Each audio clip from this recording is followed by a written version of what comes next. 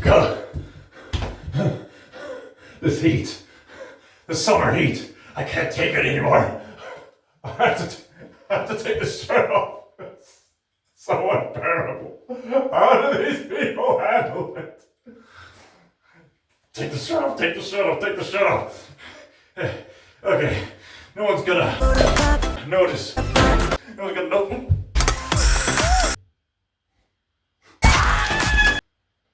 Who are you and what are you doing in this house?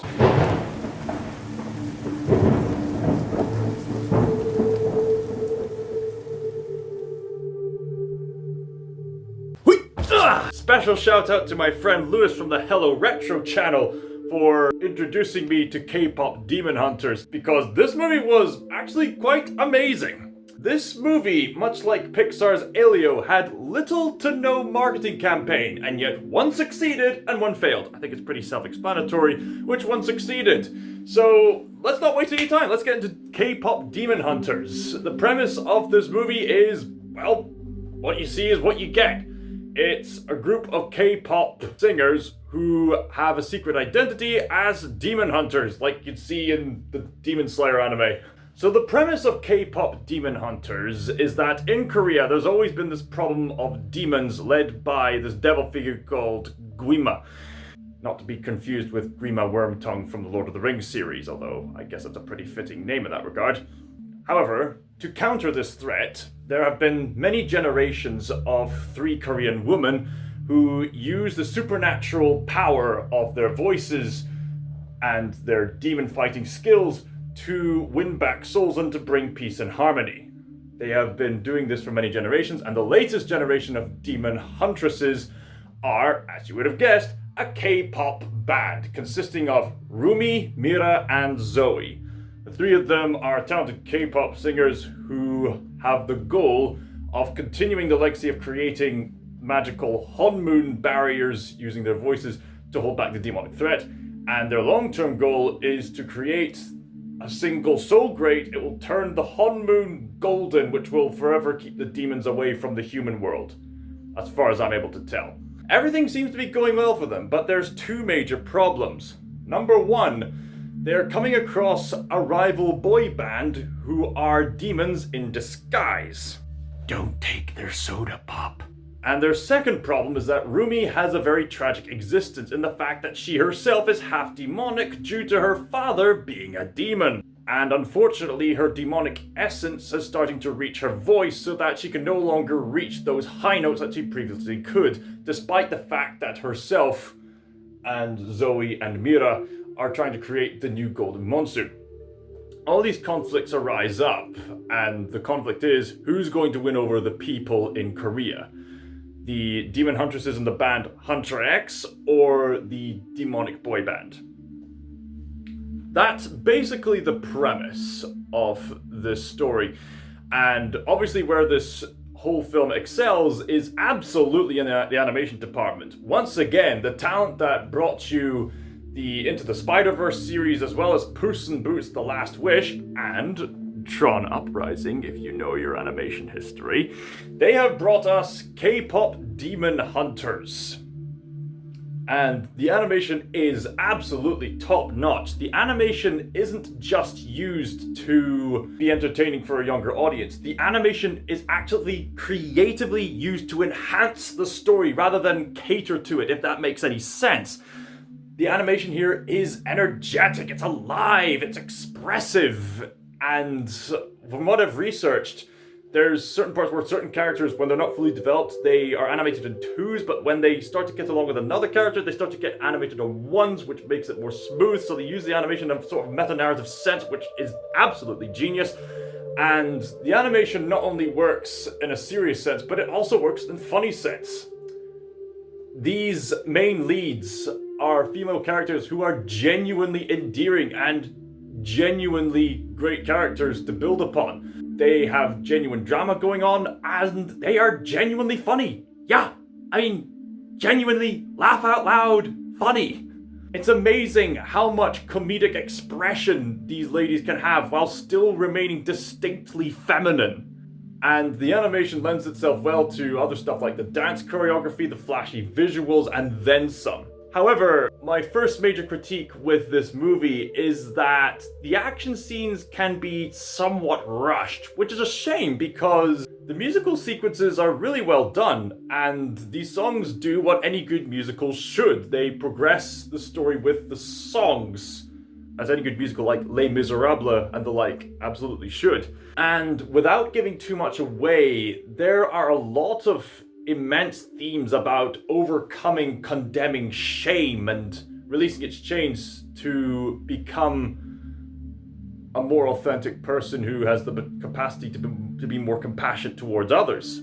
Using South Korean mythology, the movie delves deep into implications of generational trauma, as well as Faustian bargains with the devil, to create all kinds of immense drama interwoven into this very bizarre musical.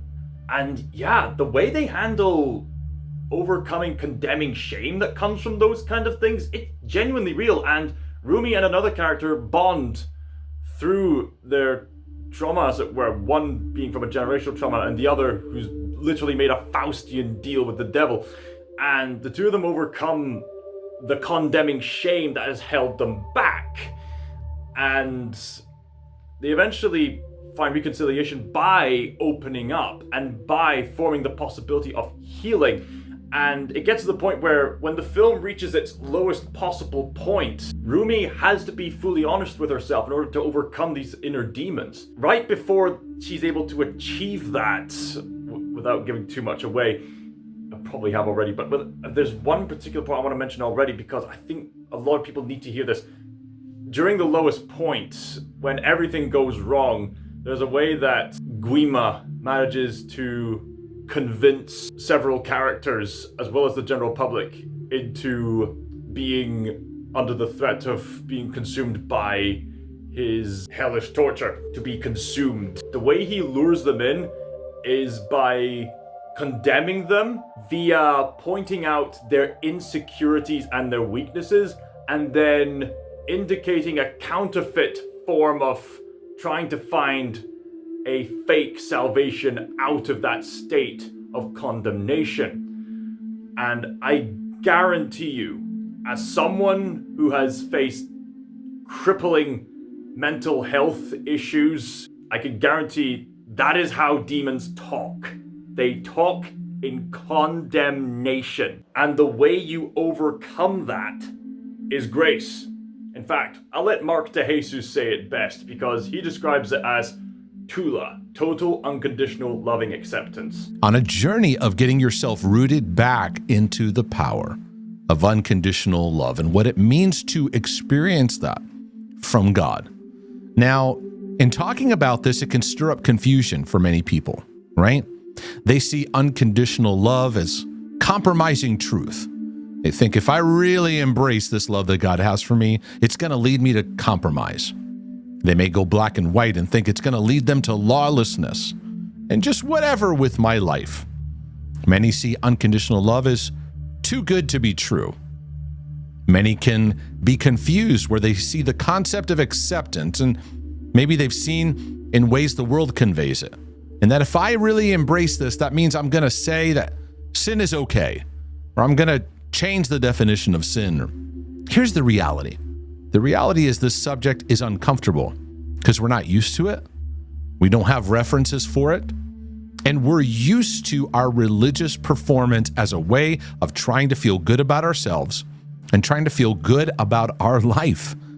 And our mental health battlegrounds are revealing we need to give back to the importance of total, unconditional, loving acceptance. And I found in my coaching work over the years, this started coming up more and more and more, is something I needed in my life in a deeper way.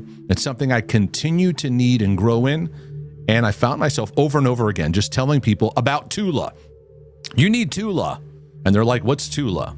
Total unconditional, loving acceptance. Now, we can be aware of scriptures like the famous John 3:16, where it says, for God so loved the world, the entire world. We can be reminded of Romans 5:8, where God says, And God's word says, God demonstrates his love towards us in that while we were sinners. So it reveals his ability to love us within our sin. And I ask believers this all the time. When you said yes to Christ, did that change his love for you? Like, oh, I just loved you while you were a sinner, but now that you're a child of God, forget it. That love's gone. Well, it's actually an invitation to go deeper because now there's a new identity given to you. You are sons and daughters of your Father in heaven. It's one of those things where it's easier said than done because grace just sounds way too good to be true. We keep beating ourselves up. We keep saying, come on, get it together. We follow this whirlpool rabbit hole of condemnation to try to reach this counterfeit salvation based on works, but it never works. So the only way to defeat that is to cut off entirely and embrace grace. Love others. Embrace the love in yourself. And eventually embrace the love of God necessary to overcome the condemnation. Just stop listening to condemnation.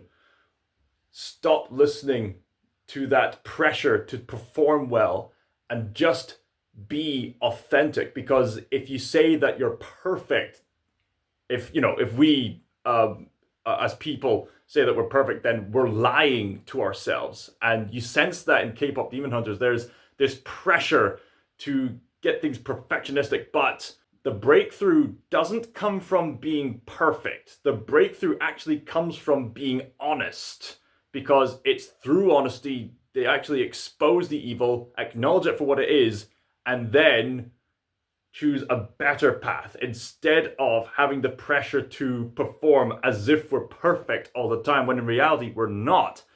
And man, what a brilliant message to get out there into the public, and what a brilliant way to do it in a mainstream, fun, hilarious, dramatic, and stylized format. K-pop Demon Hunters, by far, alongside Formula One and Warfare, has got to be one of the peak movies of 2025. But like I said before, there's only a few setbacks. One is that the action sequences are a bit rushed, and secondly, there's a few questionable moments that you can really sense only exist just so this plot can happen. It's nothing that ruins the movie, but when you acknowledge them, they can be a bit distracting and can deteriorate from the experience a wee bit. Like, for example, why does it have to be Rumi? Like, for example, why does Rumi have to be the one to reach the high notes when her voice can't quite reach the high notes? Why not let her friends help her out in that department? And also, why was she selected to be in this group when she herself is a half demon? Would that not cause complications later on down the line? Couldn't their mentor figure have selected somebody else? I mean, don't get me wrong, Rumi is obviously a talented singer and is capable of fighting off demons, but couldn't they have selected someone else? Does it have to be specifically 3 people? Why not 4? You know, questions like that keep popping up, and they don't ruin the experience, but they're there and it can be a bit distracting. But other than that, this is a pretty solid movie. Is it a perfect movie? No. But I would absolutely call it one of the best quality movies of 2025. And if you agree likewise, comment down below and let's get a conversation started.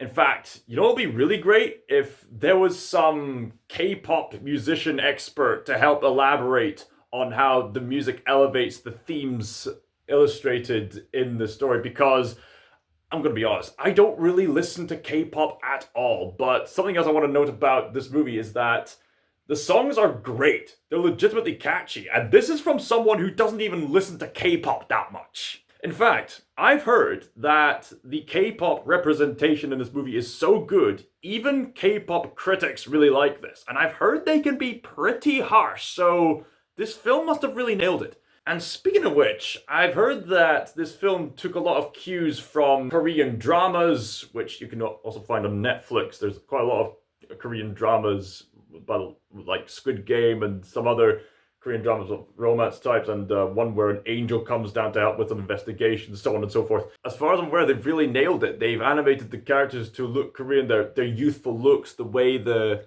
mouths are shaped, their The way the characters can switch from a grounded Korean look to a chibi kind of look on the whim of a dime at times, and the fact the animation actually caters to that, and just it's really impressive how this movie's done. I think this movie needed to be animated because that makes the comedy legitimately funnier, as well as gradually shift into more dramatic setups without it getting too distracting. That's the advantage it has of being animated. So overall, K-Pop Demon Hunters, absolutely recommend it. I would rate K-Pop Demon Hunters a solid 10 out of 12. Yeah, it does have some questionable moments, but the strengths more than make up for its weaknesses. Any K-pop experts, please comment. I need to read them. I need to be enlightened in the ways of K-pop. Am I really saying that? I'm the kind of person who listens more to classical music, orchestral music, rock music, and folk music and folk rock music. That's kind of where I lean towards. Let's get going and tell me how it's done. We're gonna have a golden time. Oh, the sound of healthy community. Oh, that's what it sounds like. I could keep up the puns all day. ScotsThinker signing out. Abs. That's how it's done.